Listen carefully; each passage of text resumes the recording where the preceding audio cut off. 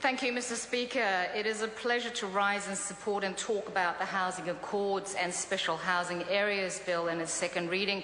New Zealand is actually facing a housing challenge, and I think many members have actually traversed that point. Not only is our housing market heated, but we're seeing a shortage in the number of homes available to Kiwis. With housing demands projected to rise, this bill will be a core part of our effort to provide much-needed homes in Auckland, where housing shortages remain serious.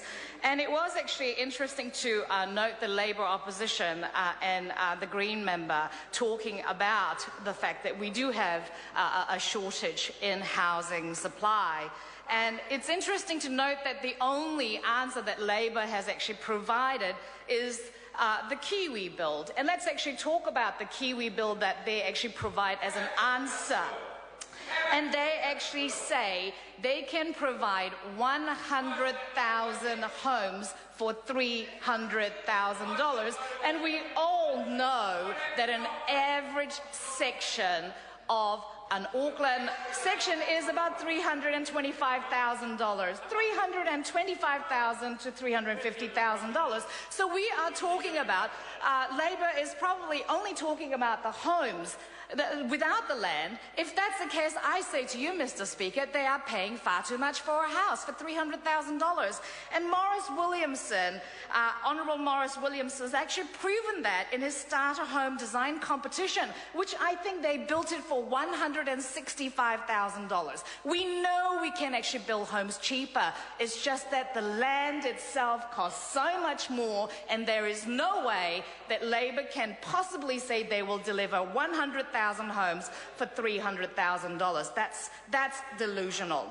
So we know that for housing developments to happen, we need to focus on 5 key areas: material costs, infrastructure, productivity in the construction sector, compliance costs, and most importantly, land supply, particularly in Auckland, as I have actually just mentioned.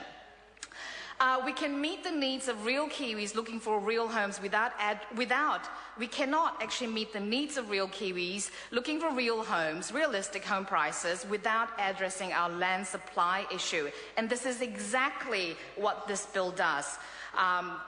It responds to the supply issue at hand and gives local councils the tools they need to do it, while longer-term reforms are being put in place.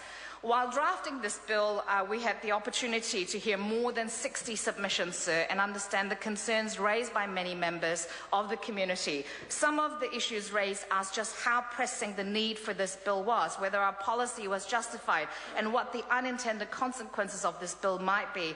And we've made great efforts to address these diverse viewpoints. We also appreciate the large number of submissions that have helped shape the bill as it is now. Sir, this is our party, this government's answer to the shortage of housing that is available in Auckland. I cannot actually say the same for the opposition, who have not come up with a single idea that is valid. So this is a great bill. I commend it to the House. Dennis O'Rourke.